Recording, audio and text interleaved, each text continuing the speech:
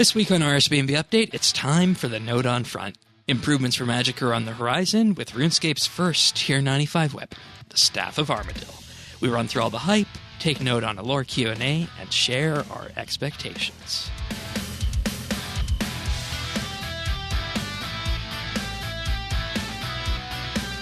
This is RSBANDB Update, episode 839, recorded Thursday, July 22nd, 2021. Take note on this.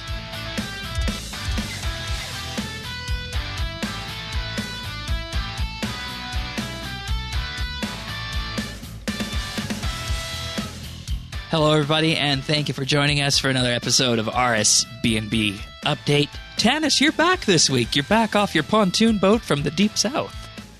That's right, Shane. I got the pontoon boat bit right. You got the you did say I think he was on a beach and I was. We went down the Gulf Shores and had some fun down there. Went on a few different boat rides actually, but went out in the Gulf. Don't call it an ocean. That really pisses people off around there. And we went on an airboat, which not exactly a pontoon. This is more like, what they used on Swamp People. Got the big old fan powered by a big old Chevy or GM motor on the back. Yeah. You're getting into character for that. Yeah, well, our guide, the old Cajun guy is like, y'all ever watch Swamp People? We're like, yeah. He's like, ain't nothing like that. Oh, okay. Well, I guess it ain't nothing like that. And I bet you let some of your accent slip through too, because you did, contrary to what listeners might think, you did spend a good deal of time in the South. Oh yeah. There's degrees. There's levels to this shit, Shane. I was in North Carolina. This was second degree something. Way down.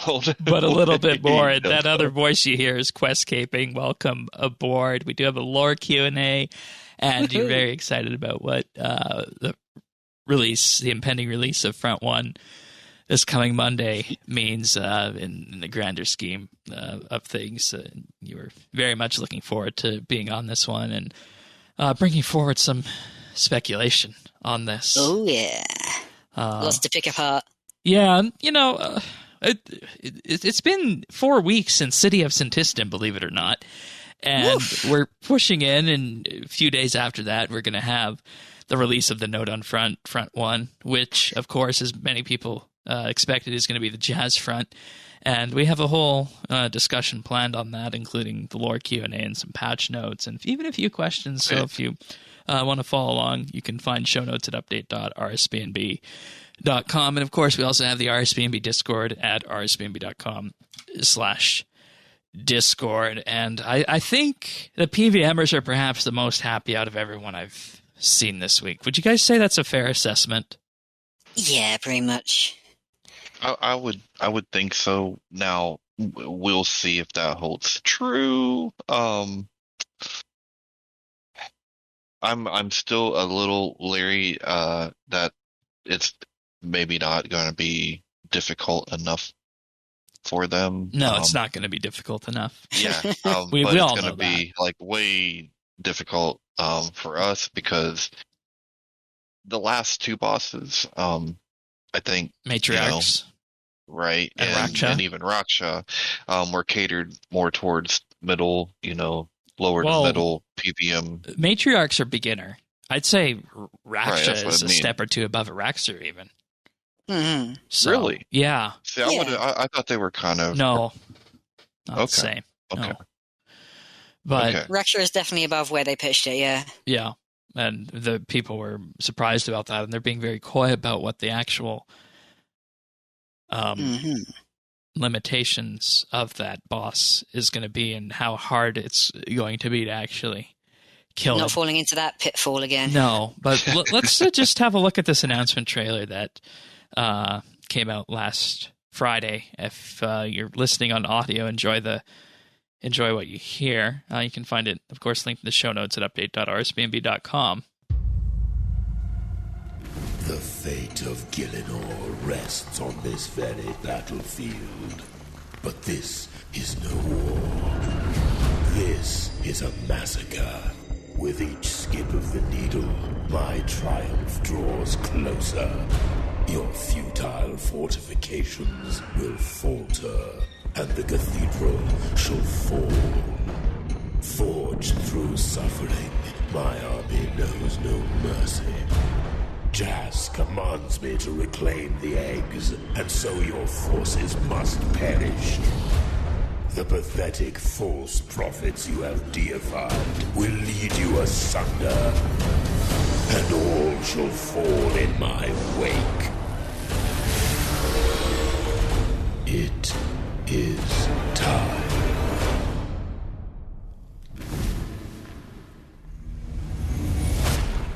And of course, who you heard voicing that trailer was Carapac, of all beings.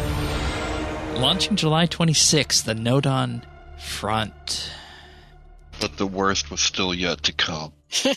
There's always a more worst. Yeah, that's very true. It could be the worst yet to come. So what the trailer is effectively showing is it's showing Sentist in all the various different phases before the quest, then when we move the eggs in, then with the eggs there and the attack beginning on the cathedral. Then, of course, it also shows the generals of the gods that were there siphoning the eggs. And I guess what we can pull from this is that these generals will, of course, be appearing. The people who we fought in God Wars 1 and God Wars 2 are going to be, of course, involved in this, which I mean makes sense because we already worked with Ziliana during Battle of the Monolith. What was the biggest thing you guys picked up out of the trailer? Well, it's a bit of a minor thing, but I did love the phrasing of the false prophets you have deified. Yeah. It's just a little reminder that Carapac is older than this universe, older than any of our gods. Because he's from the last revision, right? Yeah. The Dragonkin are as a whole. Mm-hmm. And just completely above all of what's come to pass in this one. Do we know how they survived? They hid out in the abyss and just sort of jumped between worlds to find a new one. And they found Gillinor. Another fun thing that I picked up on this, and I was trying to rack my head of what this meant, and I talked to you about it. With each skip of the needle, of course, we have the quest, the needle skips. And you pointed back to, of course, the analogy that was used in the needle skips as in a stuck record player that keeps playing a certain part of the track over and over, which, as we've learned in the combat reveal, that there's going to be an element of using the needle and stopping time in the fight with Carapac. It's time travel time. Yeah, they kind of hammered in the Carapac saying, it is time. Yeah. That's what you got to do whenever there's time travel involved. You can't have time travel without a few good time one-liners. Yeah, and, I was always under the impression, going back, that they wanted to avoid time travel in quests. Well, if it's a minor, it's the difference between time travel and time loops, I guess. Yeah. Well, I mean, I guess if we all wanted to, we could prepare by watching our favorite Star Trek time loop episodes. Woo! I should put together a list of those. Time Squared. And Time Squared is good. There's also one in Enterprise E Squared. There's Cause and Effect. Oh, yes.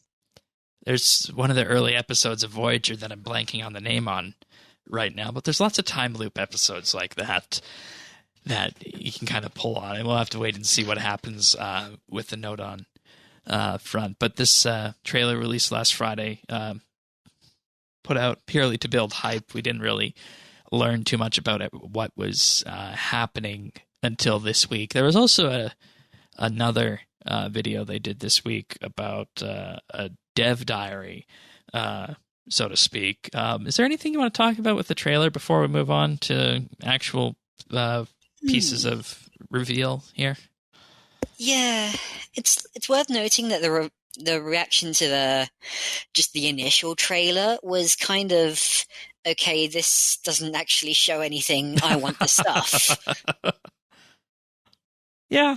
It was a really good trailer. That was my thought. It was, and that's the point. And I mean, you're going to get these people who are going to split every little hair on that. We want to see the boss fight. We want to see what the drops are. But that's not the point of this kind of trailer. Yeah, it's going to be, it's eye-catching. It's incredible. It's the voice acting, the effects. Oh, yeah. It was really quite beautiful, yeah. Yeah. And another fun thing about that trailer is that for the longest time, people in RS were accustomed to getting weekly behind-the-scenes videos on Fridays. And then that later shifted to monthly behind-the-scenes videos at the start of the month. But what has happened is there has been a transition to revealing and talking about content in the same way that every other major game does it out there. And I think that's what the disconnect is that everybody who plays RS expects RS to work one way, but when they try and do it this way and link it directly to how they would do it in another game, people just don't like it. And personally, I'm a fan of doing it this way. How do you feel, Dennis?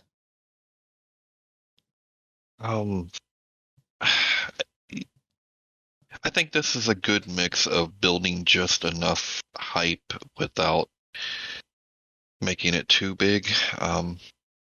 Yeah. If you give RuneScape players too much time for speculation, bad things can happen. And they lose control of the expectations with that too, which we know how big of a problem that is.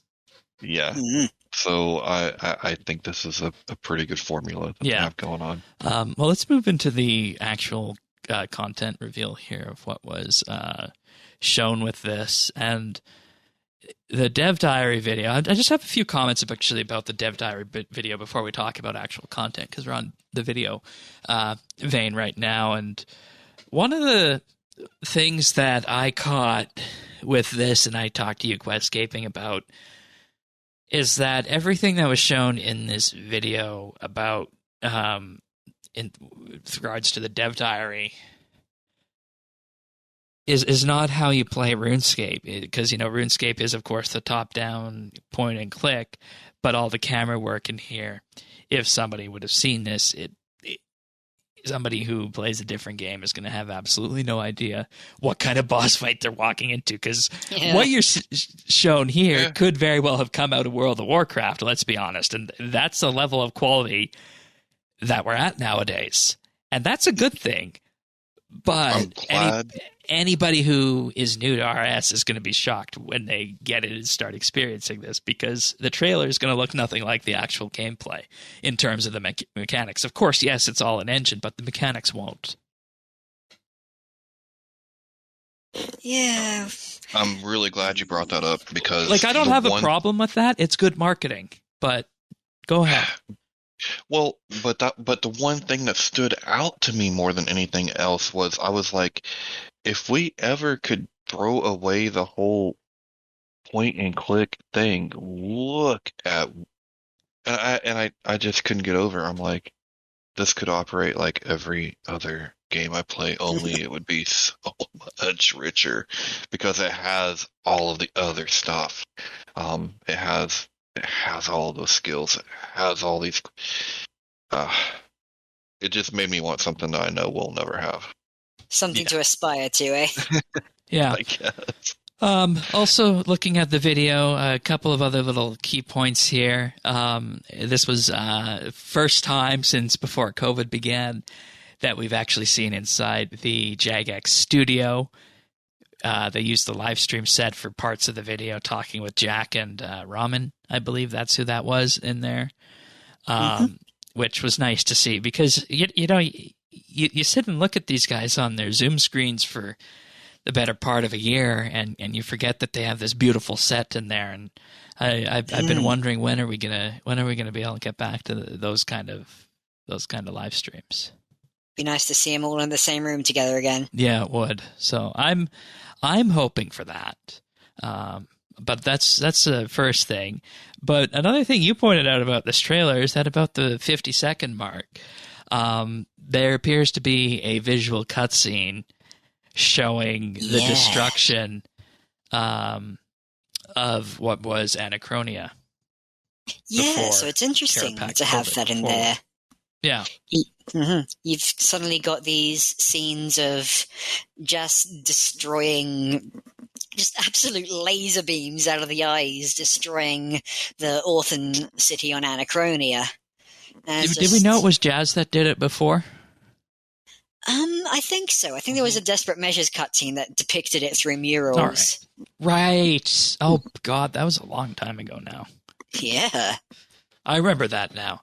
I remember trying to figure out what that meant, but it's very clear now, of course. Here we go. Laser beams. And, and, of course, for anybody who is unaware, the whole point with this is that the Dragonkin were bound to the Stone of Jazz, and now we're seeing that Karapak's actions and what happened in the Needle Skips, how he is now bound to the Needle as a result of Jazz and everything that happened. We're seeing the effects of that. But all in all, big old shiny dog story. All in all, I was very pleased with the video quality work that they did on both of these. Grade A work by the marketing team as well, I think, in terms of building up the hype on this. Of course, you're going to have those people who complain and nitpick about every little thing, but I think this is how you market RuneScape. I know you and I used to talk a lot about this, Tanis, how, before everything would just come out and it really wouldn't have a cohesive story behind it, but now everything does have that cohesive story, which is pretty good. Yeah, no, I think all of that is correct. And I think some usage of these kinds of camera shots is okay, but I would be leery of doing the whole thing because it reminds me of, way back in the day when you would see artwork on, Atari cartridge or something, and it would be the most awesome thing ever with tanks blowing things, and you put it in, and it's, stick figures. And you gotta be leery of that, I think, a little bit, because it is such a different experience. The way that you play from the way it was presented. Question for you, Questcaping. What's the symbol on the thing on the floor at 233 in that? 233 in the dev diary video. Let me see. I didn't catch that on the first watch, but that symbol is displayed prominently by the player, and I'm wondering if that means anything. I can't place where that's from. 233. Give me a sec. Yeah. In the meantime, I do want to say that as far as the use of game footage goes, I brought up the point of the difference between using that for Azanadra's quest and using it for this very gameplay heavy thing. It's the difference between using it to promote a story. It's like, this is what the story is going to be like, this is the atmosphere, the mood of it, but whereas trying to actually preview the gameplay, which is where it kind of begins to feel a little more dishonest. Yeah, and that's a good point. Yeah, and I also think one of the reasons it was so successful for... Wait, you said Azanadra's quest, right? Yeah. Okay. Wait, City of Sentistan. Okay, I was thinking you meant City of Sentistan, but I just had to check there. I think one of the reasons it was so successful for City of Sentistan is because this is the first time that we managed to catch a glimpse of it back then. So that's why that was a big deal. Fair enough. Yeah. Any thoughts on that symbol? 233. 233. It's right when the fight is taking place. Dragonkin bones. There have been people speculating on that, like Dragonkin bones is a new way to train prayer or something. It's just something dropped into the video. I mean, they do look like the hardened and reinforced dragon bones that you get from adamant and rune dragons. So, and then there's gonna have to be something for a 92 Slayer mob, right? Fair enough. Yeah. Well, on that, consistent. Let's jump into that since you mentioned 92 Slayer, and there's going to be Slayer creatures inside the dungeon, but of course everybody is, of course, talking about Karapak itself, and with this, the new Slayer creatures are made up of guards, which are melee-based, hunters, which are ranged-based, and artificers, which are magic-based, alongside the even more deadly engineering variant, and giving their powerful and savvy nature, only an experienced Slayer of level 92 plus can hope to defeat them. They're also going to be having their siege weapons, and this is the 90 construction bit where you can destroy these siege mechanisms, and people who have 90 plus construction are going to be able to use them to turn their own weapons against them. Mm-hmm. And with this, you will have Commanders Ilyana, Nex, Kriara, and Kirill all taking place in this fight, which we saw in the trailer. Missing Grado. Yeah. Sorry, Bandos. Yeah. I mean, it completely skipped my mind that he was missing, and it kind of says about the whole position of Bandos now is what is pretty much a minor god unless you talk to the goblin types. But it is what it is. But let's talk about this. We have upgraded new dwarf multi-cannons, improved kinetic cyclones, and improved all-deck coils. 3 new kits that can be used to update these. Oh, yeah. The upgrade cannon. Yeah. So cute. And I tweeted this, and I said, this is going to be the most underappreciated bit of the Nodon Front is this update to the cannons. Yeah, because cannons are already nice, but being able to use cannons at places where they're going to be even more effective, it's like a damage upgrade, I imagine. Yeah, and I mean, I personally don't know people who use them. Apparently, they can be used to some effect at rippers with the right. Oh yeah, with the right type. Good. If you're good, I know David talked about AFKing rippers, which I mean, don't even ask how he does that. I remember cannonballing Dagonoths back in the day. So the classic. So this is going to be a big deal, and I imagine people who aren't interested in PVM, this is what you're going to be after, because the other things that you get from this fight, from the Carapac fight, they say it's going to be a step above the previous God Wars 2 generals, but the first thing that you're going to have a chance at getting is the upgraded greater concentrated blast ability, which improves the concentrated blast ability. I'm sorry, everybody. I should explain why things are falling off the track here. I'm honestly not feeling well this week. We're holding it together as best as we can, but I'm, as you can tell, 100% not with it here. But we're going to get through this in the end. We can do it. 70 You're doing fine, Shane. That's right. Hey. 70 to 290% total ability damage over 1.8 seconds in 3 hits, up from 48 to 246 over 2.4 seconds. So that's a whole tick faster. And for every hit that's channeled, you gain a 5% critical chance strike on your next ability. And we're going to, save most of the discussion on whether or not these are good until we get their hands on them. But with this, David says that, the way they're pushing this kind of damage up, they are effectively bringing magic up to where it was with 4-tick auto-attacking. For people who don't want a 4-tick auto-attack, of course. Back when Mage was king. Yeah, and, the general sentiment based on these numbers is that if you have greater concentrated blast, you'll be able to meet ranged in certain instances, but if you don't have greater concentrated blast, Mage is still going to be a little bit behind the rest of everything else. But what everybody is, of course, most interested in is the Staff of Armadyl, which is RuneScape's first Tier 95 weapon, which is going to be about a 2 to 3% DPS increase on Tier 92. Ain't it gorgeous? It really is. It really is. And there's been lots of questions about what exactly this means, because you remember the Staff of Armadyl is, of course, what Sliske used to kill Gothics. So, go ahead. Isn't it like don't you ascend if you have that, or an artifact? Or, yeah, but you are... Are we going to be like godlike You are now? immune to that power because of the World Guardian effect. Thanks, Gothics. That's fair. And typically... most ascensions from the lore Q&A are done through killing of another god. Mm-hmm. But I honestly...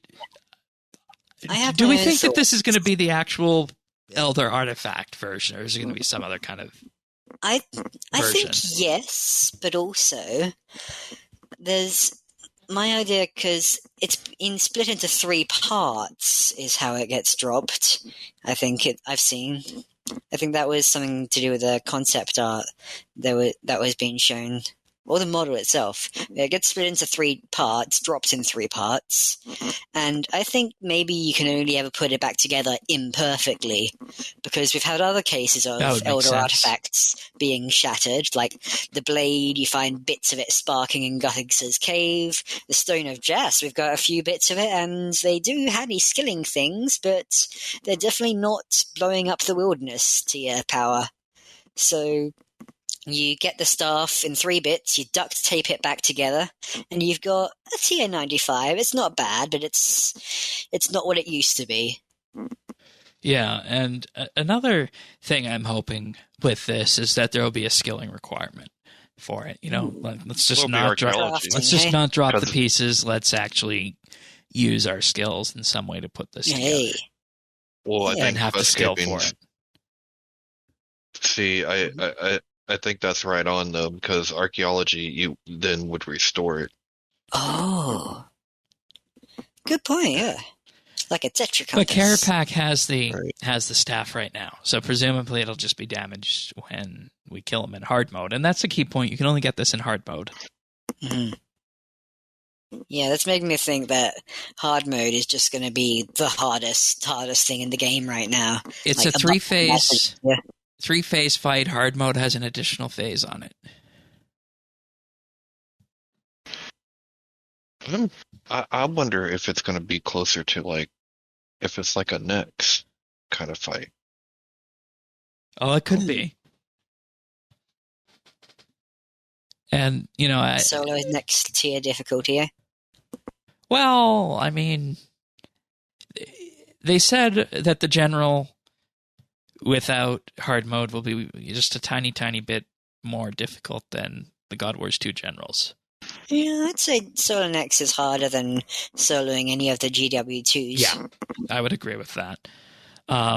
Another interesting bit about this is that this staff has been teased not only in the blog that we got today, but in the Dev Diary video, and also, of course, it showed up at the end of the announcement trailer last Friday when Carapac was wielding it. So the question that everybody has to keep in mind with this is, what's the lore going to be about this? Is Carapac really dead at the end, or is he? Yeah. Or is it just some needle shenanigans going on? But that's a question I have for sure. And I think we'll have a chance to address that in our questions segment later today. But we also have the special attack Instability, which launches an unstable blast at your target for 50 to 200% weapon damage, and each time you land a critical hit against your opponent for the next 30 seconds, your staff will fire an extra spell. Boy, where have we heard this before? Oh, boy. Here we go again. Let's just put 4-tick auto-attacking in game here. The Elder artifacts. That was their power. Hey, but this time it costs GP, so Oh, and what's more, you can put it in an Essence of Finality. Mm-hmm. Oh. That was my first thought. I just find this amusing because there's going to be, of course, lots of discussion about whether this is going to elevate Magic to where it's going to be, but we're going to save the pontificating on that until later. There's also the naming of that Instability. That's making me think the staff is unstable. Yeah, because of how you put it back together. Mm-hmm. That's got to be how they're justifying it. Yeah, I imagine so. There's also Carapac's wrist wraps, which are tier 85 magic gloves that improve the combustibility. And when you wear these for 6 seconds after using the Dragon Breath ability, the combustibility will deal 25% more damage and deal it instantly. I can see this being used. And I realize there's always going to be a group of people out there who min-max. But for those who aren't min-maxing combat, and I put myself in that category, every little bit that we can get helps. And this is what I tell people in Star Trek Online when I talk about DPS there, is that, you can do, top 10% of DPS in the community, and that's wonderful. But if you're somebody else who's just getting going, every little bit that buffs everything, even magic-related, helps. And that also goes back to our Thaxi discussion about Emerald Bolts a couple weeks ago. You've got something nice for that slot now. Yeah. We also have a new God book coming, the Scripture of Jazz, and this will give you +5 prayer, +8 all styles, and a special ability, Time Rift, for 10 seconds. All damage from abilities is added up, and then 20% of damage is fired off against your current target. So the more damage you do, the more you'll be able to burst out. I like the way this sounds, and especially that it's coming from a book. Yeah, it feels like the old God book effects, but it feels modern PVM, doesn't it? And it feels pretty intense. Yeah. It's like, this would be very satisfying. And each front will have a book, and they also say, note, Elder God books cannot be illuminated. Oh. Yet. That'll come probably in some other future update. Hey, maybe that's what the Telos-like creature at the end, after all of the generals have been released, will do. If they do something like that. They haven't promised that. I need to be 100% clear on that. Yeah. And then, while these are the main rewards available within the Nodon Front, there are a few more secrets to be discovered. And let's say it may be worth packing your Pontifex Shadow Ring. And there we have it. That's the reason why City of Sentistan is important. Mm-hmm. Because there was a huge discussion last week, and ever since we learned about the front, that, there's going to be no quest requirements for this. Well, Pontifex Shadow Ring will have a role to play in terms of making rewards more lucrative in the Elder God Wars dungeon. And we also know that the Shard of Erebus from Battle of the Monolith will presumably make everything non-aggressive to you. So I wonder, does this scratch the itch that people were complaining about, that there's no quest requirements, that you need this to get that? Some people will probably never be satisfied on that. It's a matter of because this is one of the things where people are worried about how other people will experience it. They go, people are experiencing things out of order. Oh, but I want to experience things in order, so I do. And yeah, no one's stopping you. But for the sake of just even the people who aren't interested at all in experiencing things in order, well, you've got something to appeal to the efficiency mindset. You've got the most effective way to do this and go about it will be through these quest rewards. So there you go. You have a bit of a nudge. Okay. Tanis, how do you feel? I don't think you were part of that discussion about whether quest requirements were needed. Yeah, no, I wasn't here for that. It's kind of a bummer just because I've got to do some quests if I'm do this. Oh yeah, right. You haven't done it yet. Yeah, no, but I think that's okay. To me, that's kind of traditional RuneScape, right?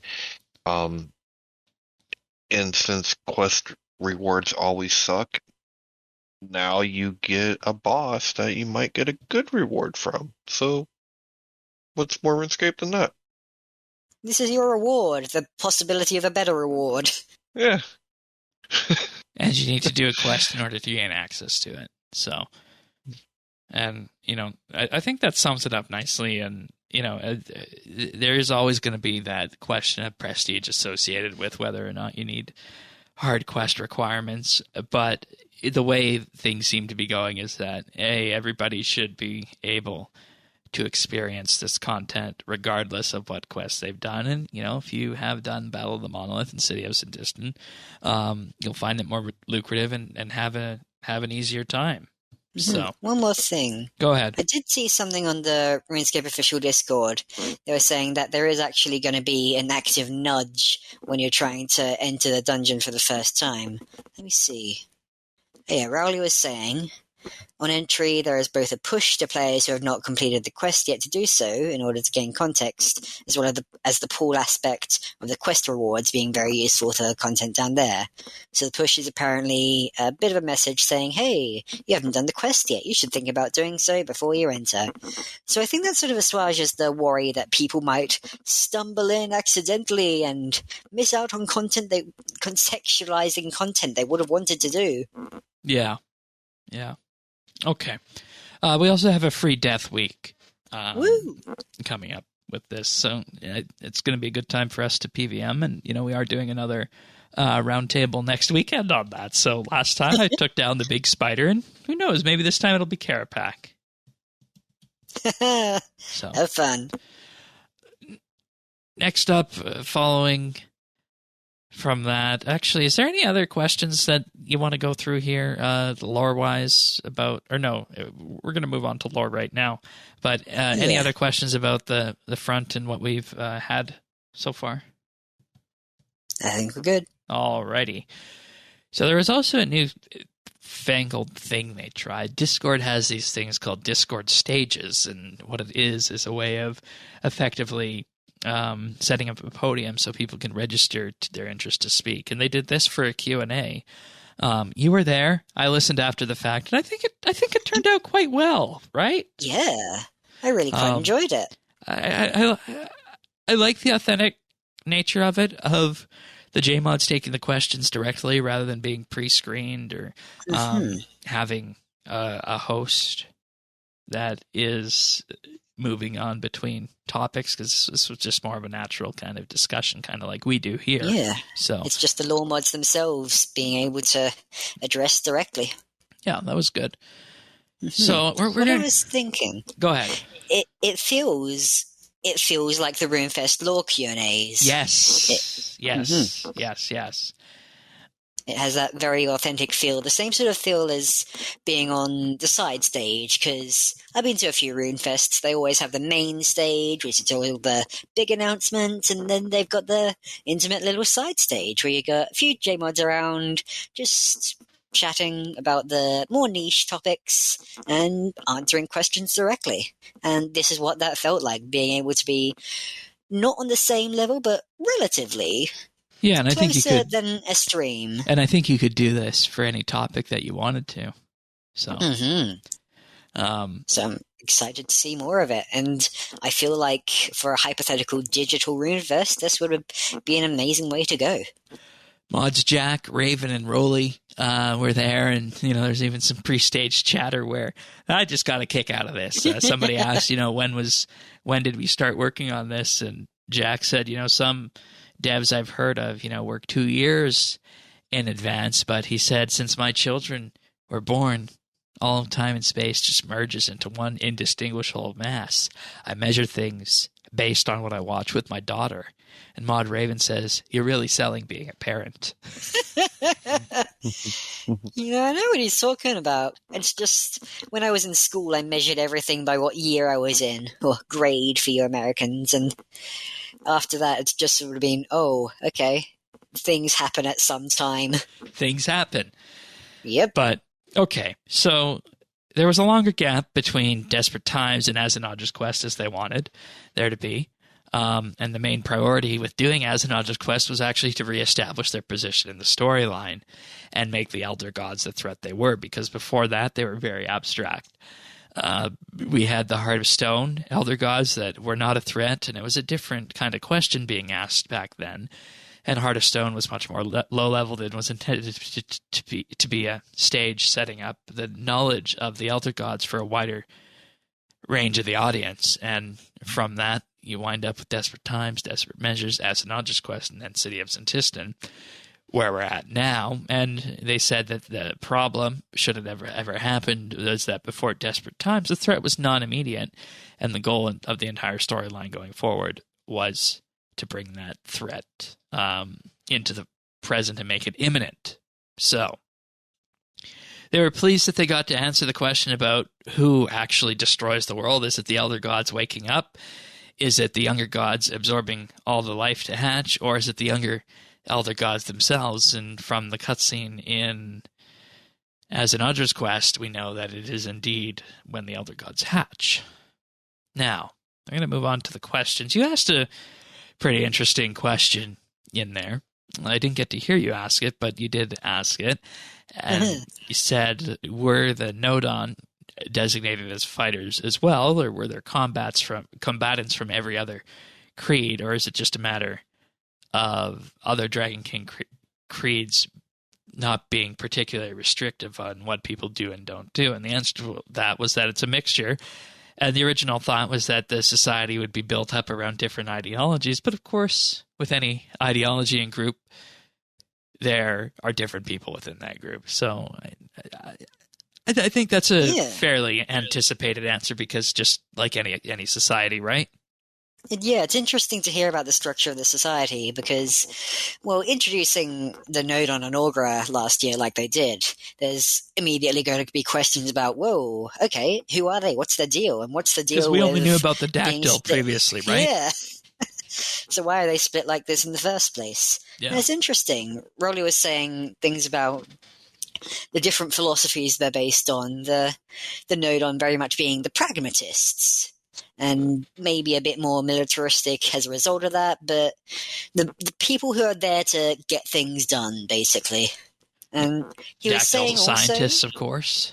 Yes. He was saying another one was a more optimistic approach, and I think, honestly, that would have been the Certes, because you've got the Desperate Measures cutscene where they're going, ooh, we're going to go talk to the Elder Gods, and surely they'll be fine with us sticking around, right? And that's a very optimistic approach, isn't it? Yeah. Yeah, absolutely. So yeah, it's interesting to hear about a society based around 4 different philosophies on how to go about life and society and everything about it. Yeah, and they said, the siege tools and the weapons probably all come from the Nodon. There could also be an army of Augra out there, but that would be a pretty scary sight. But they also said there's no lore of what the Dragonkin were like prior to this revision, which I kind of got the sense that what was being answered here is that this is kind of out of the scope of modern RuneScape. Yeah, if we're going past this universe into a whole universe before it, that's an entire universe's worth of lore, and maybe that's a bit much. Yeah, very true. Maud Iro, the wonderful art director who's in charge of the character remodeling project, who everybody just loves when he appears on live streams, designed the style of 2D cutscenes for this storyline. And Jack said he really likes having meetings with him just because of how he works and what kind of perspective he brings to this. And, there's going to be a question of, maybe for the next storyline, does the art style change? Mm-hmm. I found that an interesting little tidbit that we wouldn't have had before when there was no art designer or senior art. Yeah, as an artist myself, it's like I really enjoy the style in which they do the cutscenes. There's a really sort of dynamism to them. They're really sort of fluid in the movement. Yeah. Yeah, it's expressive art, and I appreciate that. Yeah, and it's a good way of telling the story too, because you effectively get a few flashcards popping up with some lore on them, and then that does everything that you need to do if you just want to get the very basics of the storyline, which I think, despite what everybody complained about with Battle of the Monolith, I think it did that part very well. Yeah, the images of Azanadra ascending to godhood, those were incredible and quite iconic now, I'd probably say. Yeah. The next question, the gods are now siphoning their eggs, they're bringing their armies in, but it's not their entire army. And the gods don't seem as enthusiastic as they could be. And how come? Raven says there's a practicality that the entire planet of the people can't just come down to Santistan. But in reality, the city of Santistan was in development while the Nodon Front was in development. They were being developed in parallel, and this is something new that they were doing with the lore focus being put into each and every update, it was hard to ramp up for Front 1 and establish just how big of a deal everything was going to be. Which is an answer, again, that I don't think we would have had previously, Tanis, because there was no lore in each and every update. Lore, they actually said, was added after the fact. Yeah, and you'd be lucky if it was added just with a little a book or an examination. You might get, a little Easter egg or mod. And they tailored it based on what the players said. And they said, Slisky's endgame took place in the heart, but it wasn't tied into God Wars Dungeon 2, even though it could have been. Mm-hmm. So now people were wondering why they're bigger characters, and they said to bring for the gods to bring those characters in, they would need to use their power. But in reality, the question is, how big are the characters in the storyline, and are they how good? Big are the characters, please? True, physically. That one did come up later in regards to the anima creatures like Virago and Telos. But it also factors into how good the models look. And perhaps that's why we don't have Graradar. Oh dear. No. Missed out on his subject. Missed out on There was him. a God Wars 1 bosses update planned, but the models were really unpopular. Yeah, and that was one of the things Osborne wanted to do, God Wars 1 Remastered. But you ask the players, would you rather have God Wars 1 Remastered or Elder God Wars? And this is the point where things start to really become questionable. If you put that to a poll, I honestly think that God Wars 1 Remastered would have won. But Think? I think so. You're high. No way. I think players would have chose God Wars 1 Remastered. I don't agree with that decision, but I think they would have. Shane, your conservative bias is showing. Tuck that in. I don't see how that even plays a role here. People talk Because about it would be conservative to be like, no, let's just fix up what we got. It'd be great. But people remember. Like, give us new stuff. People remember when God Wars 1 came out, and that's an iconic time in RuneScape's history. But this ain't old school. And perhaps that's a reason why old school RuneScape versus RuneScape 3 has a different player base numbers. No, I mean, that's a legit point, but, I mean... Which we're not going to discuss right now, because we could be here for hours doing that. Right. Anyways, next question. Were the Nodon faction the only faction enslaved to Jazz? Play the content and find out. All the Dragonkin were enslaved initially. There could be other slaves of Jazz that we don't know about, but in the sense the Nodon are the least enslaved because they slept off the curse and are no longer cursed. And this makes you wonder even why they're doing what they're doing, Jack said. And it's called the Nodon Front instead of the Dragonkin Front for a reason, which obviously they weren't able to say what that was, but I imagine we'll learn something about that in the content. Mm-hmm. So you can just sleep this shit off like it's a bad hangover?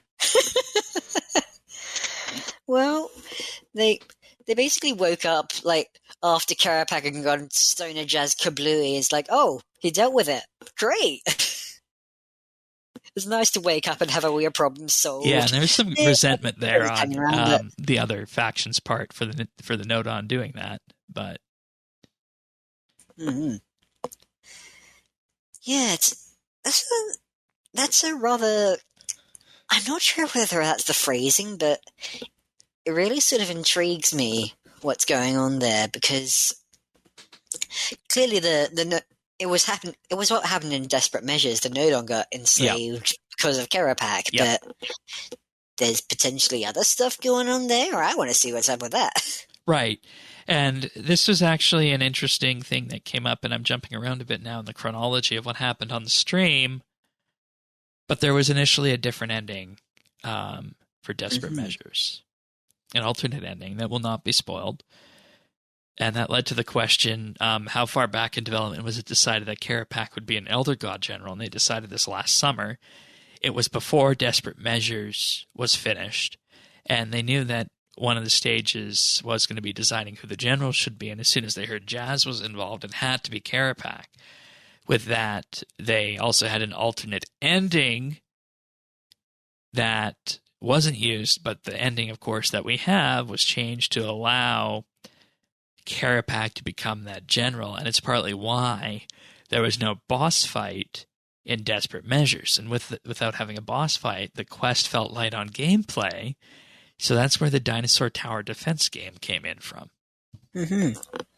For what it's worth, I have actually, hanging around the lore Discord, have actually heard Modjack talking about a alternative ending for Desperate Measures, but quite possibly not the alternative ending. Right. It's where if they were bringing in Vicendathas at that point, they were considering how to do that. And it was something about using him as bait to But then instead they put Carapac him in Effigy Incubator. Yeah, his time came somewhere else instead. Okay. I thought that was interesting. Now, continuing on, the Staff of Armadyl as a drop won't be a lore drop and a required item as it comes from hard mode. If anything were to be required drop for Master Quest and whatnot, it would come from story mode. Yeah, so you don't canonically have the Staff of Armadyl or anything. Yes, and I think that's a very key point going back to our initial discussion. Mm-hmm. Now, the original plan was that the quest listed at RuneFest for City of Santistan was just going to be a dungeon quest that was constructed out of archaeology assets. And that quest wound up, of course, being rebuilt with a new environment. The quest pitched was attempting to deliver a lot with minimal assets, but the quest turned out to be really wonderful because it wound up having really expansive assets and environments. Could you imagine that? If instead of what we got for City of Santistan, it was just a bottle quest using archaeology assets? Oof, yeah. Just the exploration of it would have been entirely different. Yeah. Mm-hmm. And I'm guessing it would have been City of Santistan, except it would have been using the Caradat assets. Yeah. It's like, whoa, I've already seen this all before, even down in Alcarid. Yeah. The original design of Stormguard was initially to be built as a city that crashed and wasn't one that was in the sky. I found that funny. But I'm glad they did it the way they did because it's just so iconic having the city up in the sky. Being able to fly around it. Yeah. Now here's what everybody is wondering. Are there going to be any long-term effects on the player since we now own multiple Elder artifacts? Maybe, they say. And jokingly, I need to underscore jokingly, they said maybe the bank tellers would ascend because they're holding the measure of everyone. But probably not because the measure can't cause ascension. Oh, dear. Because, of course, everybody has the measure in their bank. It's just the Dod Elder artifact. You pointed at things. It's the tricorder. I think you made a joke about that at one point, Janice, didn't you? I can't remember. All right. The reason we don't have Brassica Prime or Marimbo in here. The answer was that these two gods changed the tone or not what you'd put in a Guardian or Protector type of role. And they were very blunt with that. They said, yeah, Marimbo is drunk and Brassica Prime is a cabbage.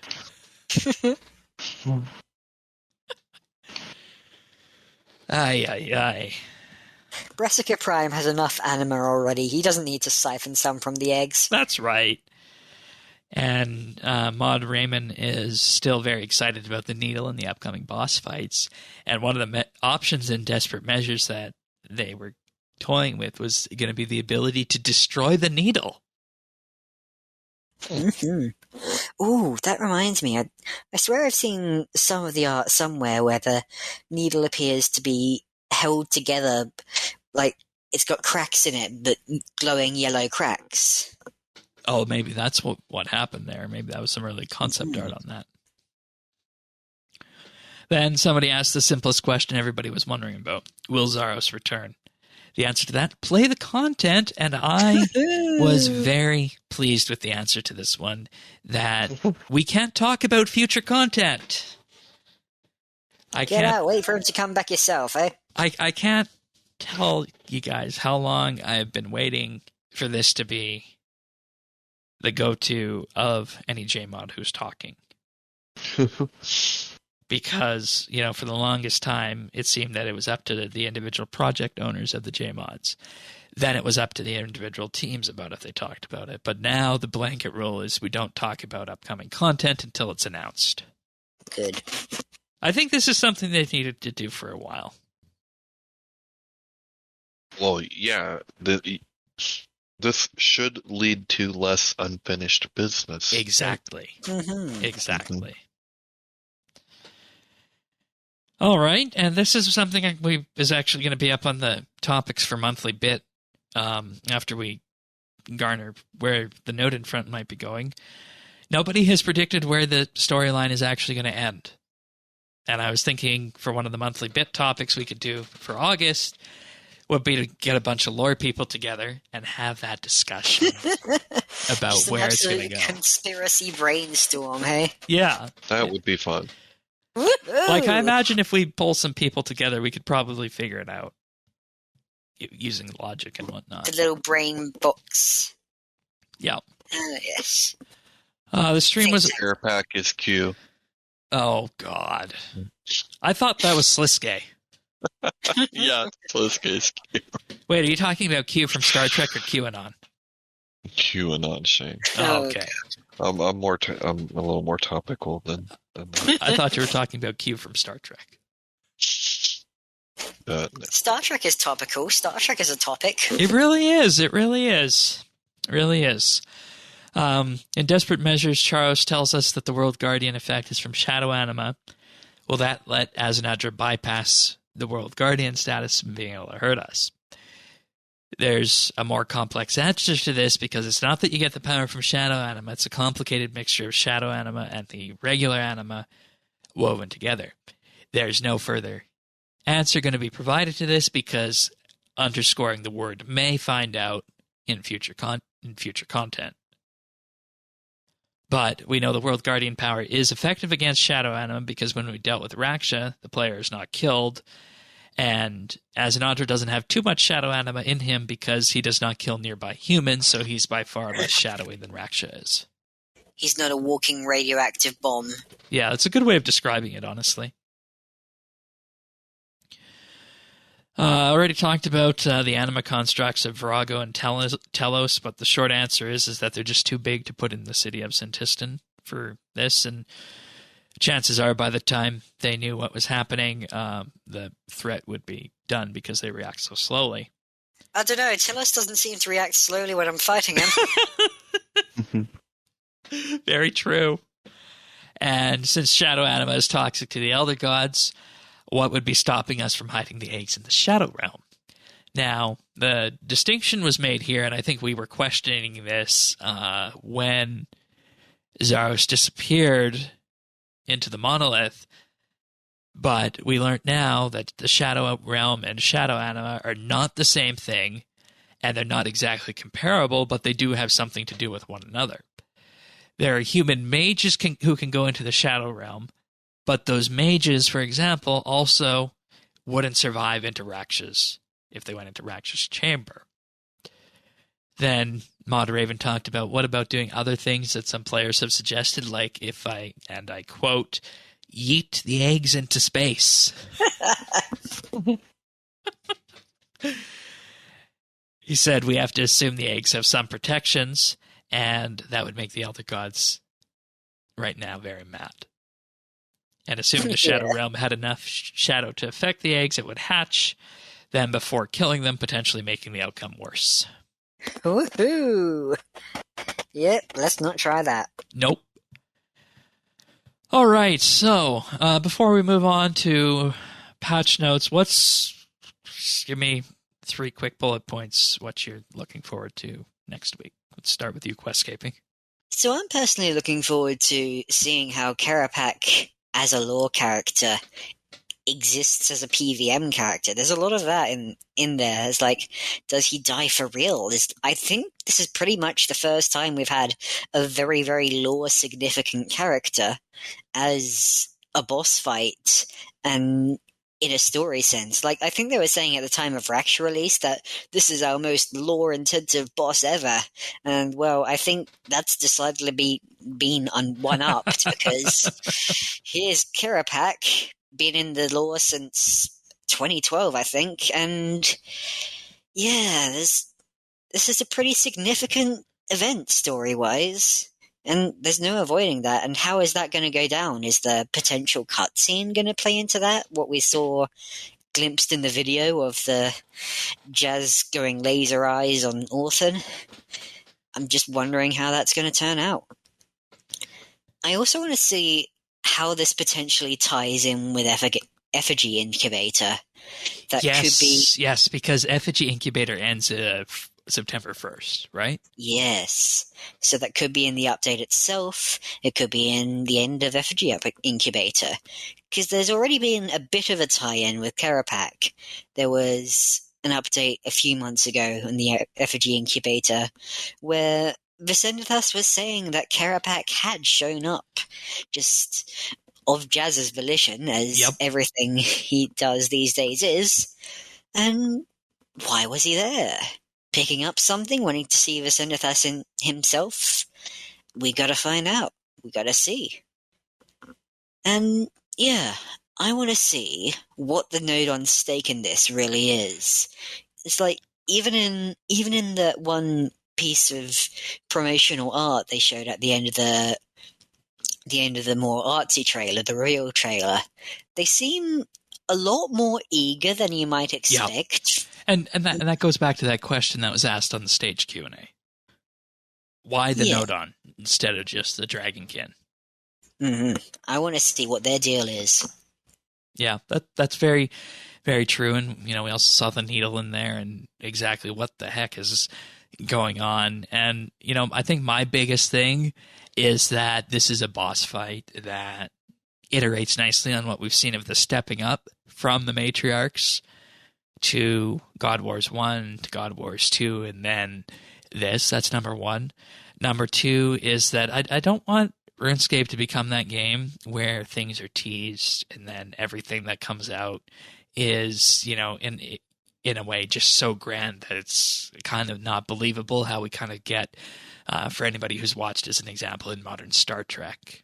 And for number three, I hope that what happens in this front is going to be used as a learning experience for the next three fronts. So that's my top three. How about you, Tanis? I think it's going to be listening to David tell me all about it. Hey.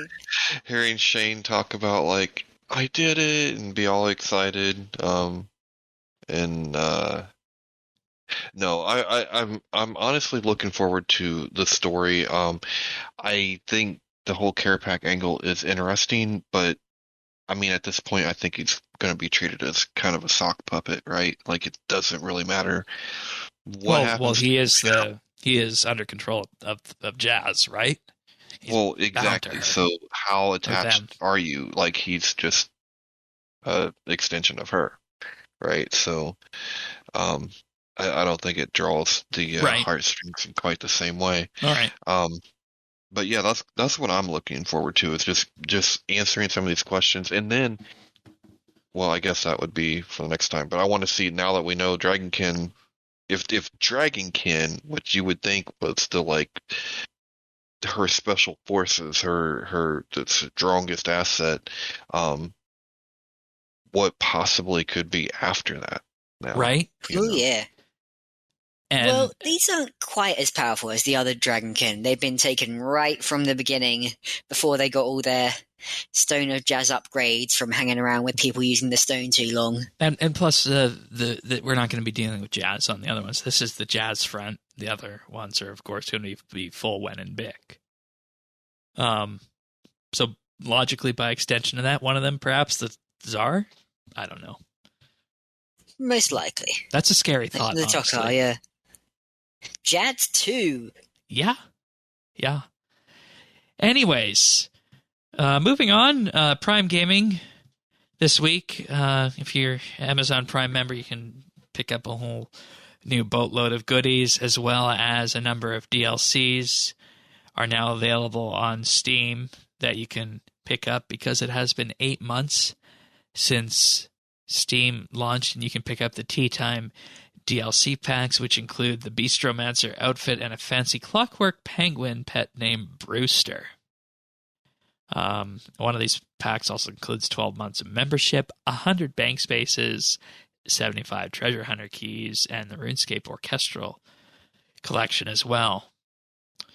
But this month's Prime Gaming gives a 7-day of RuneScape membership and Clink the Crab Pet plus an Umbral chest. You have until August 24th to pick that up. And Steam is also, or RuneScape is now also available on the Mac Steam client. People tend to forget that there's a Mac version of Steam. Personally, I don't use Steam on my Mac, and I'm quite happy with the level of stability that we have on RuneScape right now. So I'm just going to be keeping the way I am going on that. But I thought, and when I looked at this, I just assumed it was going to be cross-platform initially. But this is actually an important benchmark for us on the Mac side, because to have something on Steam, you need to have a certain level of stability associated with it. So that's a good sign for all of us on the Mac. I remember last year, I was joking that, RuneScape Mobile runs more performant on my iPhone 8 than it did on my iMac, but we've made some great improvements over the last year.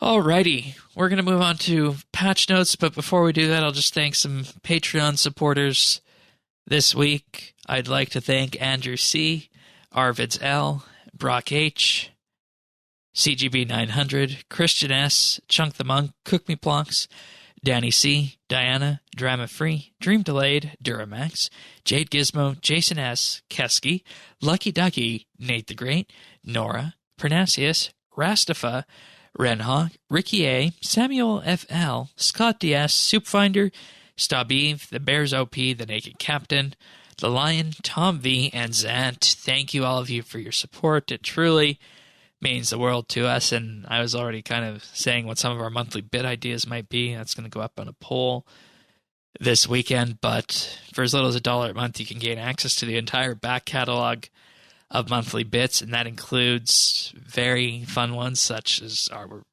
episode from last month covering the story of RuneScape Mobile. We've talked about old school. We've talked about pretty much everything you can imagine under the sun. So if you just want to hear some deep introspective thoughts about it, you can gain access to that entire back catalog for as little as $1 a month.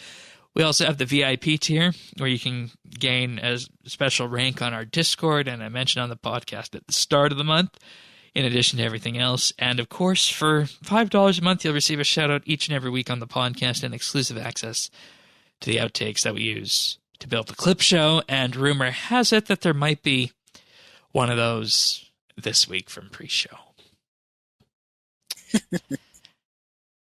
As I mentioned, I'm not at my best this week, so I'm attributing it all to that. And we do our monthly round table. This month's will be happening on July 31st, which is part of Combat Week, so you get to watch me take on the Nodon Front, maybe some other bosses as well. We'll see. I've been starting to be a little bit more adventurous in this day and age. There you go. We're also working up to a Patreon mail out. When we reach $200 a month, everybody will get a nice, fancy, schmancy postcard. And, of course, should we ever reach that $500 a month target, Tanis and I will take the Hot Ones Challenge. Yeah, speaking of adventurous. Yeah, I don't think you get adventurous until you get to that stage. That will be quite adventurous. Mm-hmm. Yeah. And, I've often heard, was it you that said, or was it Pernasius that said, sometimes it's worse the day after? I think that's Pernasius. Yeah. So, if you're looking forward to all that, check us out at patreon.com/RSBANDB. Thanks so much, everyone. All right, so for patch notes, we have a good selection of patch notes here. Starting off with Dave and Dale, reduce the sensitivity of rotating the mobile camera. This is an experimental feature, and we'd love to hear any feedback on it. It honestly feels a little bit more native to the operating system in terms of having a bit of acceleration and give to it, I felt. Like more organic, hey? Yeah. Because, when you swipe something on a phone, it has that inertia to it. I feel like that's what we got nowadays or now with this updated camera. Okay. So, on Davendale, added an extra movement marker between Davendale's beach and the forest to help new players find their way, as well as tapping out of the dialogue cutscenes will now skip to the end rather than restarting the cutscene. And players will now be reminded to how to advance to the next page of dialogue when speaking to an NPC for the first time and during Davendale's first cutscene. Also, the minimum and maximum camera zoom values have been adjusted to prevent players from getting their camera stuck in unwanted angles. Oof. I wonder what that was about. It seems weird. Alan, and here's the funny one. Villagers will no longer cheer during character creation if the Davendale tutorial was skipped. We don't want you anyways. We don't want you anyways. Get out of here. That's great. I'm guessing that was supposed to be they cheer when the tutorial is complete, because I think I remember seeing that. But if you skip the tutorial, that would just said completely the wrong message. That's some kind of a first impression. General mobile improvements now adjusted the brightness of bloom effects inside Warforge and increased the area in which users can tap to send a message on the small chat layout. Thank goodness for that.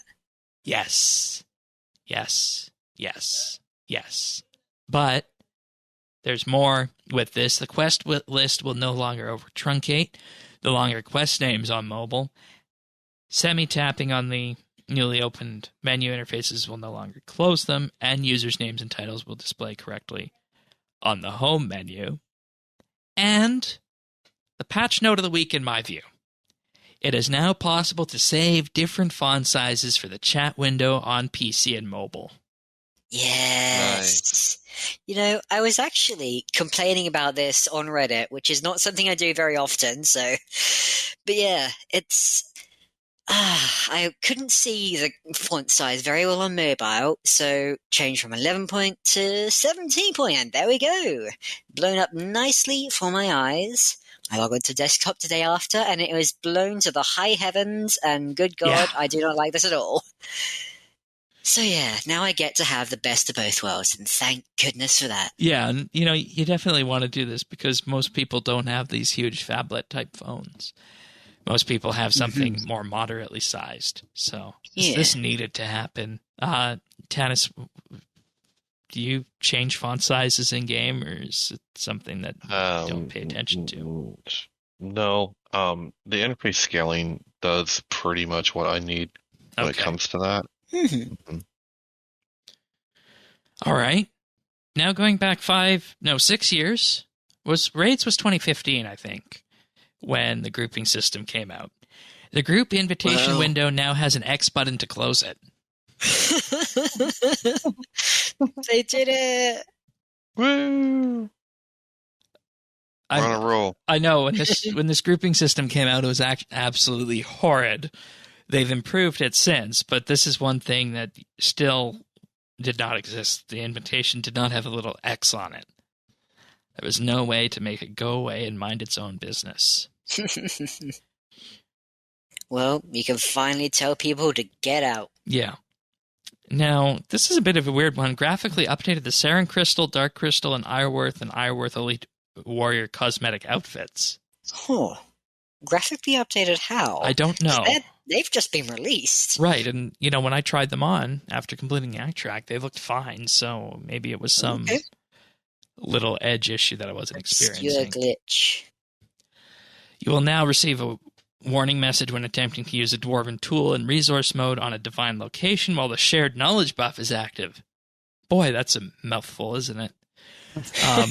Previously, the buffs would wipe each other out and players would lose both benefits while the tool would still consume charges. Oh, nice. Yeah. This is where we're at. Dwarven tool, divine location, shared knowledge buff. The 3 levels of skilling going on at once. And you gotta wonder who found that, because, I guess it's not too hard, because the shared knowledge buff isn't that rare, right? No, not really. Yeah. No. I guess it's just rare for me. Other fixes. Attacking a Raxor within a few seconds of its spawning will no longer cause it to immediately use a special attack followed by another.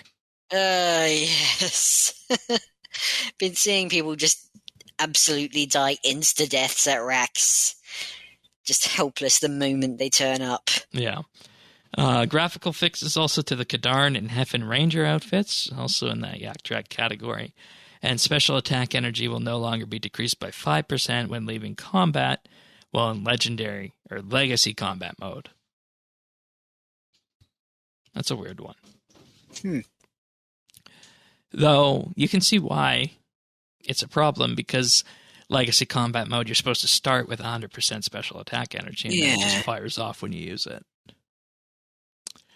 The Gnome Ball Refugee referee.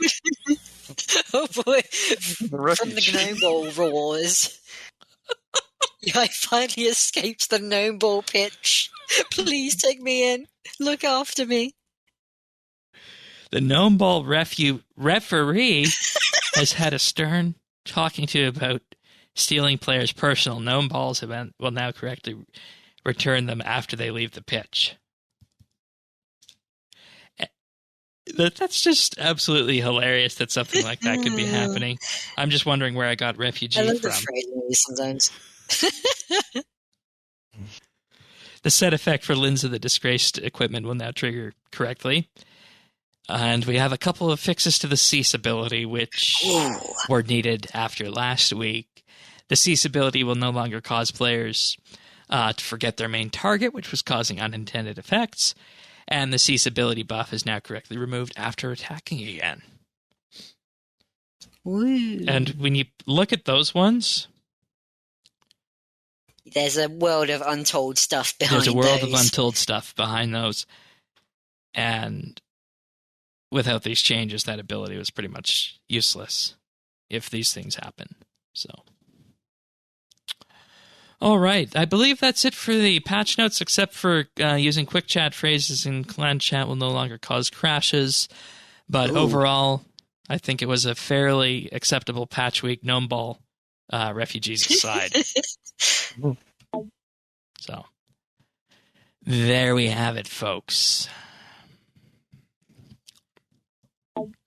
All right. Let us move on. We do have a few questions this week. First one is from Ben L. What do you think of RuneScape moving to monthly updates instead of weekly updates? I feel like this would take pressure off them to produce each and every week. Instead, they could give us a huge chunk of content dropped at the beginning of each month that could include quests, skill refreshes, bosses, etc. Then live events could happen through the month. I've been in favor of this since forever. Yeah, and I honestly think we're already here. Yeah, that's what I was going to say. Yeah, just by any other name. What we get now. Except it's not it's not necessarily at the start of the month, it's at some other point in the month, and that kind of makes the gaps feel bigger, I think, sometimes. Because when you look at it, you have go ahead. They just kind of got to own up to it and say, okay, it's monthly. We'll finally roll with that. Feels like the weekly tradition has been the thing for as long as the game has gone, but this is really the cadence they've settled into, and really just you also said the bad word. Oh, remember for the longest time around Anachronia release, that cadence was a trigger word. But yeah, I honestly feel like we're already here. It's just a question of when the update comes out, because you have 1 or 2 ninja strikes a month, and when you're not doing a headlining week, you either have a time-limited event like the beach or a yak track, for example, or a holiday event. And then in the intertwining weeks, when there's none of that, there's no ninja strike and there's no headliner, you have patch notes to fix little bugs here and there. Now, whether or not you call that weekly content, I think that's up for discussion. And Tanis, you and I have talked a lot about framing this as, just... let's just accept the fact we're doing month to month now. But I think there's people inside the player base that need their week-to-week updates. And you can absolutely frame patch notes, ninja strikes, and time-limited events as updates, I think. It's just a question of how the players feel about that. It's what we've been doing for... Yeah. I mean, they've been doing that for about 6 months now. Yeah. And do we need weekly updates, or do we need the facade of weekly updates? Yeah. And I don't know. It's a hard question, because there's some weeks where we don't have much to talk about here, but we pull it all together. But when the content does hit, it is outstanding and full to the bone of it. I'm talking about mobile. I'm talking about City of Sentistan. And in the intertwining weeks, we have time to go back on those and look at them instead. And, I'm not sure what I prefer personally. I kind of like it the way we're doing it right now. Yeah. There's enough of worth. Well, it took a long time to get here. We've seen him dance around and try a lot of different experiments. This seems to be working the best so far. So, and we partially have COVID to blame. Yeah, that's the thing. Because you remember, after archaeology, people wanted bigger content updates, and it was just made an assertion by Mod Warden in a live stream that he can't produce that level of content. So instead, what you get is monthly headliners. Mm-hmm. So, I honestly think we're already there, Ben. Let us know if what you have written here in this question and how we've answered it has changed your mind, or if you still think we need to move to a more, here's one update of the month, and then you can have everything else in between, if that's the angle you were going at. But I honestly don't think the player base would accept that. So, thank you. Next question is from Alaska. If you had the chance to hear dialogue from the Nodon on the battlefield, however unlikely this might be, what would you like to hear them speak about? Now, this question, I think back to, you got the Elite Dungeons. You can just go along and see them having a chat, generally interrupted by you killing them, but... Yeah. It's quite nice to just see the day-to-day, the conversations that get had. And, well, it's quite an interesting situation for Nodon in particular, since they have essentially just woken up after several millennia. And, yeah, it's quite a new world for them. Maybe there's a bit of shock, a bit of awe going on. It's like, what is this new world? Well, maybe they're just the same old. We've got an enemy to fight, let's go fight it. I'd like to hear them talk about the curse. Oh, yeah. And maybe they're, because I don't know if I'm using the right word there, how they feel in regards to the other creeds of Dragonkin, because I know the other creeds were upset that they in effect just went to sleep. Mm-hmm. So maybe there's some kind of friction there that could be expanded on in terms of that plus the curse. Yeah. So that's what I'd like to hear. Yeah, in general, the Nodon are one we know very little about. So, and this be a good opportunity for that. Mm-hmm. Bit of battle chatter. Yeah. Tanis? No, I don't really have anything on that. All right, fair enough. And, I think if I was just to expand on what I said, I feel like there's this whole mystery of aura still about the Dragonkin. And, we learned a lot with the Orthan dig site, but, we could always learn more. Yeah, I'm down for that. So. And number 2, with a pure lore focus on this, what should Carapac drop upon defeat besides Staff of Armadyl pieces? A bag full of failed Vicendathas clones. Ooh, that's harsh, given what some of the lore in Effigy Incubator has said. Ooh. I forget. I think it was 2 or 3 months ago. There was a really harsh one. I actually had to bring it to the show. I forget what the exact tone of it was, but it was talking about failures and in effect how he was destroying his child, I believe. Yep, just put every last Vicinitas into the lava. Try again next time. Yeah, and there's always a question, I think, when we talk about dropping lore pieces, because I assume this is the kind of question that everybody in Clan Quest and whatnot would like to see from Carapac. But if you put too much lore in a boss fight like this, it becomes a cape requirement. And that's something you don't necessarily want to do, because I'm looking at next, in particular, how you have to fight that for a lore book drop. Mm-hmm. You don't want one of the biggest things in the game to suddenly also become your lore requirement. Right, and it seems as though that they've kind of shifted away from that. Mm-hmm. So, as much as I would like lore, I don't think it's going to be possible. If anything, maybe have there be little fragments of paper dropped that can come from the Slayer creatures, and just call them, ramblings of the Dragonkin or something like that. And then you could, maybe put a dozen or so of those together. You'd get, get one per Slayer task on average. Something like that with the Magister, where you don't actually have to kill the Magister himself for his journals. Exactly.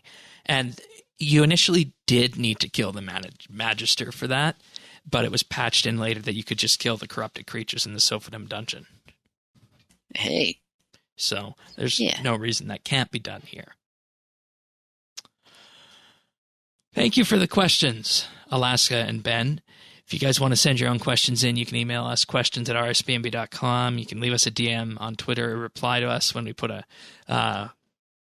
ask out for those questions, and, benefit of doing that. Everybody's got to keep their questions under 280 characters. So it forces everybody to be concise on that. We also do have a question form that you can find at update.rsbnb.com/ask. Just fill that in, provide what you'd like us to call you, your question, and a way to get back to you if you'd like us to discuss your question with you. But let's move on to pick of the week. And apparently, Tanis, Sirion, and I last week struck a nerve with the Steam Deck. Well, you missed it, man. I feel like you didn't give it its proper due. You're looking at this from the eyes of someone that can see, and let me show you from the eyes of someone that doesn't see quite as good. The Steam Deck, man. You're all over this. It's gonna be. Yes, I am all over this. Look, I really liked the Switch when it came out, right?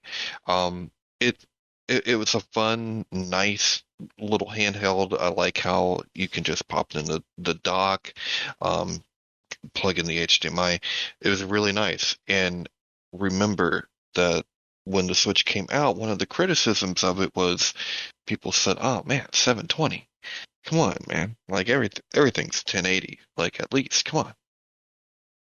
But it didn't matter, because when it was such a good little console that even now they still haven't improved the resolution or anything. I mean, we've got some new OLED screens, but nothing in the way of that. Whereas when I read this article for the Steam Deck, I'm like, holy cow. The last thing I saw was the resolution. I couldn't believe that it had a 4-core dual-thread processor in it. I was like, seriously? I mean, it's comparable to what I have in my desktop. And then 16 gigs of RAM. I'm like, this thing is... it's pretty powerful. And for me, being the 1240 resolution, 1280 by 800. Yeah, 1280 by 800.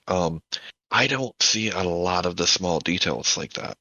So and just to be clear to anybody listening, Tanis is legally blind, so you play games differently than the rest of us. I do, but like, take, RS Mobile, for example. I play that a lot on an iPad, because it does have some advantages, to having it contained like that. Plus, one of the things I can do is I can plug straight in HDMI with glasses I wear. Right.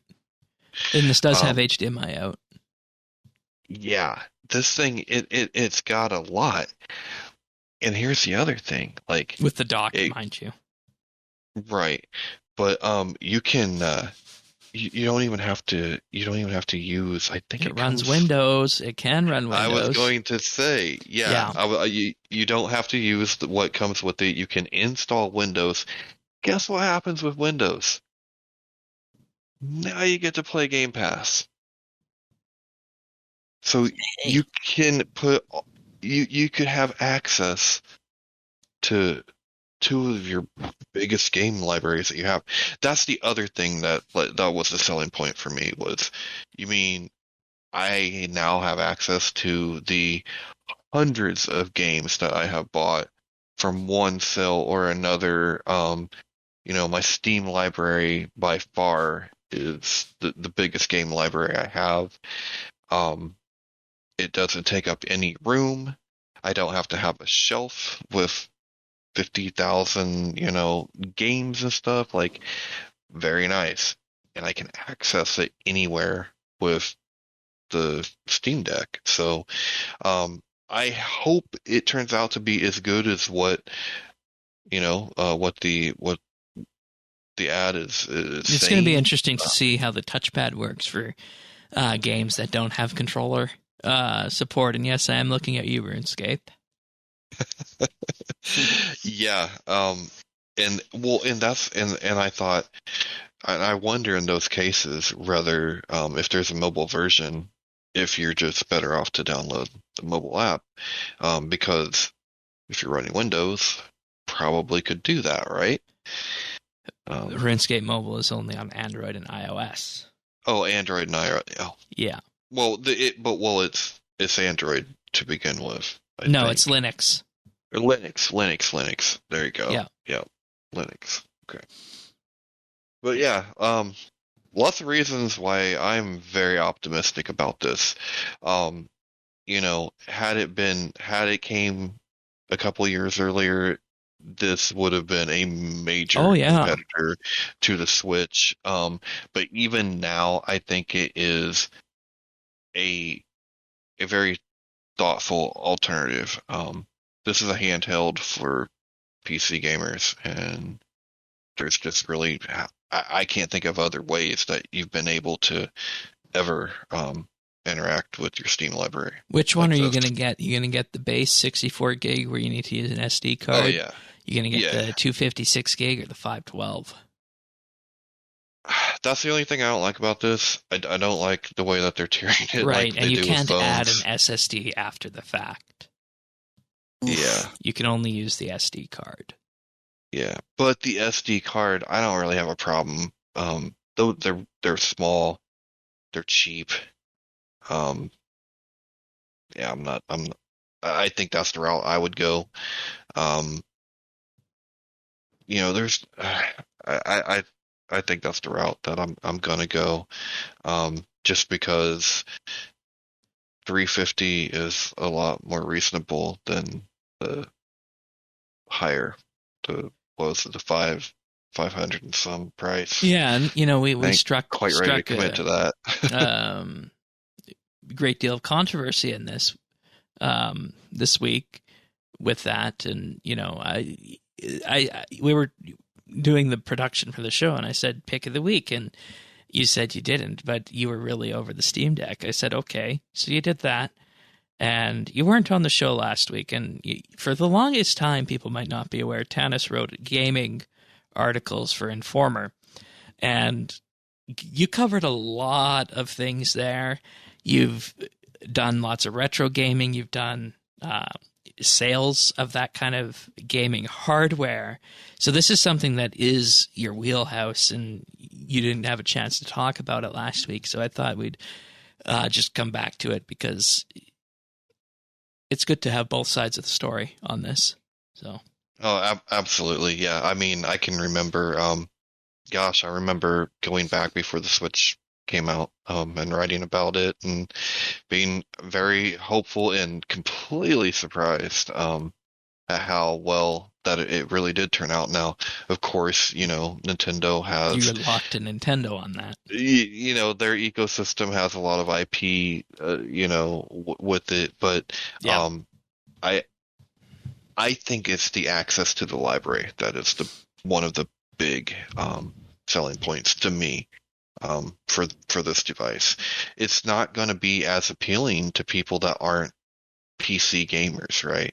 Right. But for us, we are finally getting access to games that we probably would love to have played on the couch, 10 years ago.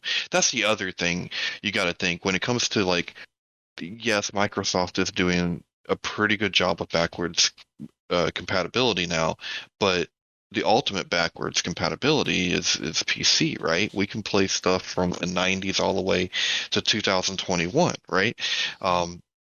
And I have games like that in my Steam library from that whole period. Now you're going to be able to play that on a handheld. Yeah, and one thing the people in the comments brought up was emulators. Mm-hmm. Yeah, it'll probably be a crazy emulating machine. I'm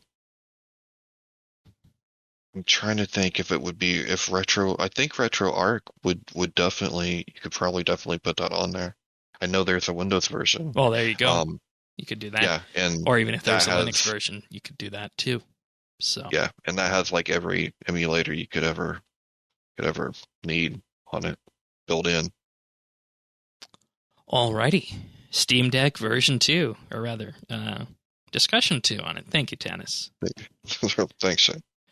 Mine now is a Twitter account called Epic Maps, and Ooh. There's lots of garbage on Twitter. We need to be 100% honest with that. And you can go on there and you can see what people are talking about, and most of the time it's nothing good. The trending section on Twitter is absolute garbage, and it's a platform that has shifted in recent years from one where you could find interesting things on it to one now where you really have to curate your own experience by following accounts. But this account is called Epic Maps. You can find them at locations, except the O is a 0 in that. And some of the recent maps they've put out is the Roman Empire at its territorial height in 117 AD, a topographic map of the U.S., another topographic map of India, as well as a map showing the all-time temperature records in Europe, because everybody has been talking about what kind of temperatures we've been dealing with recently. Another one, tracking an eagle over the span of 20 years. It flew all the way from Sudan up into Kazakhstan, believe it or not, through Saudi Arabia, Iran, Turkmenistan, Uzbekistan, Azerbaijan, and so on and so forth. And, if you enjoy seeing maps of any type, this is a Twitter account for you to look at. There's lots of fun ones that just show how a country looks, and you can see why, for example, Egypt is so successful in terms of its trade, and why people are concentrated where they are in the country compared to where they would not be if the land was hilly and whatnot. And this sort of thing pops up all throughout this Twitter account as well. Another fun one in the U.S., red and orange areas in the U.S. have areas of equal population, showing the coast versus everything in between, for example. Worldwide air traffic. The language situation in Belgium, what people primarily speak in all the sections of that country, and so on and so forth. There are just so many unique maps here that you can find. So I wanted to highlight this because, it seems as though that more and more everything that you find on Twitter is absolute garbage. And this is a fun way of, just kind of taking a break from that when you're on that platform. So it's at locations with a 0. And that's my pick of the week. Sounds really rather fascinating. Yeah. There's a lot that Matt can show, eh? Yeah. Mythical Beasts of the U.S. is another one. Tanis, your area around Indiana and Ohio is the Mud Mermaid. The Mud Mermaid? Yeah. I've never heard of a Mud Mermaid. Yeah. That sounds like someone just went in the mud. Yeah. We have had a mountain lion has been spotted a few times, but never a Mud Mermaid. I've always found that fun. So check that out. Let's move on to achievements. Start us off. So, achievements of the week. We have Brisky17 with 99 ranged on July the 21st. Also on that day we have Houndiz with 99 prayer, Ubi with 99 archaeology, and Spy Woman with 99 invention. Congratulations! July 20th was Drizzen with 120 slayer, Derpanio with 120 thieving, and that was on July 19th. Also on that day is Drizzen again, 120 strength. Going all out on those 120s. Nicely done. Very nice. And then moving on July 18th, we have Zero Aces with 120 Slayer and 120 Farming. Very nice. Then we have Delinda Est with 120 Attack on July 17th. Delinda Est with 120 Constitution on the 17th. And Juju Simpei with 99 Smithing on the 17th. And Pretius with 99 Invention on the 17th. Well done. And then wrapping it all up, we have Drizzen with 120 Archaeology on the 16th, Mass Quest Points with 120 Invention, and Nordic Falcon with 99 Archaeology. Then on the 15th, we have Free Keski with 99 Dungeoneering, Prideus with 99 Attack, and Zazakon with 120 Archaeology. Well done, everyone. And we're going to wrap the show up with that, but before we do that, I'll just ask what everyone's been up to on the RS or otherwise. Questcaping, let's start with you. So, in Clan Quest, we've had a bit of a thing going. We've been doing a whole lot of rots. Rise of the Six, love that boss. And we've been doing it with a specific goal in mind. So we've got a group of people together, and we want to get all of us individually, Iron Man style, collecting all the energy required for a pet among us individually. Ooh. So that we can all get the pets together and do the little emote they do with all 6 of the different pets. That is the end goal here. Oh, that's going to make a fun photo or GIF. Yes. So I've got mine. I went for Verak, and I got my tiny little Verak bobblehead pet following me around. Wonderful. Homemade. I really like that. That's a fun thing to do. How about you, Tanis, aside from heading home from Alabama? Actually, I have been busy getting 120 archaeology. Just got that. Woo! A little bit ago. Oh, Months Nice. behind me, so it looks like Sirion's going to be bringing up the rear of that race. Yeah, months behind, but it was a lot of fun, and I'm gonna miss it. Did you get any spear tips? I did get one. So. Oh, you did. Yes, nice. And you were hoping you did because I was really hoping because that for completely it. changes the equation of being able to make a tier 92 weapon with just a skill, right? In terms of what's available. When you'd have to spend hundreds of mil on that. So I am so glad that was there. Yeah, so excited about that, and I'll have to find my next AFK gathering skill to pair with my farming, because that will be the last legit 120 that I need. Nice. You could take that spear when you're done and kill the matriarchs, at least the melee-based one. Oh yeah, I plan to do some bossing with it. I've held on to my my wishes so that I can get whatever perks I need. Yeah. Nice. Okay. Speaking of that, I actually learned that I have not yet unlocked the Ilyajonkin components because I don't have a high enough reputation in God Wars 2. So I'd like to get that done at some point. Maybe that'll be a task for PVM Week to unlock those components. It's grind time. Yeah. But aside from that, I got 116 Dungeoneering at the Dungeoneering hole last weekend. Hey, gotta love that hole.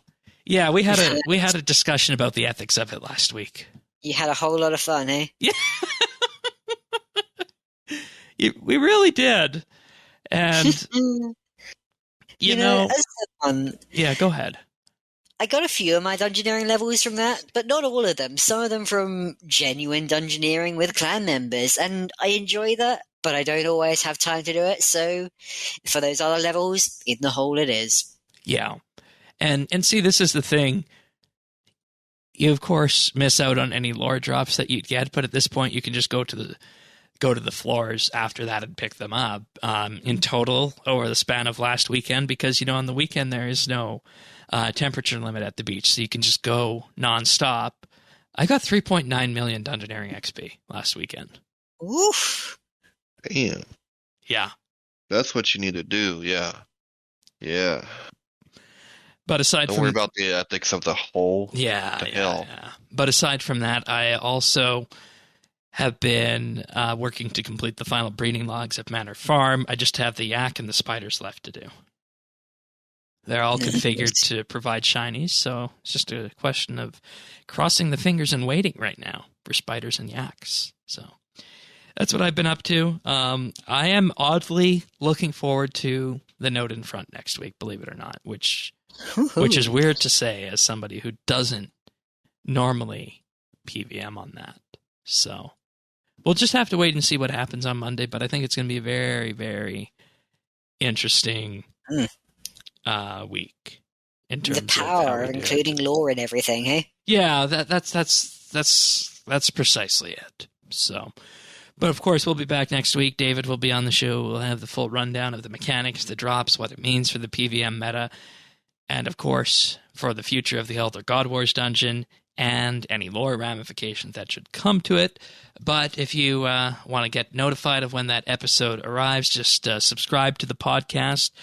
You can find a list of places you can subscribe at update.rsbnb.com/subscribe. We're on Apple Podcasts, Google, Pocket Casts, Spotify, Stitcher, and YouTube. Of course, YouTube is a good place. Subscribe there, and you'll be notified of when the video show goes out a little bit later than the MP3 show, but still on Saturday.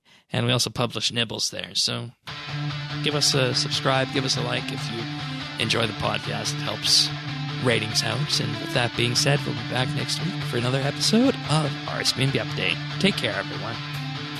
See ya. Bye-bye.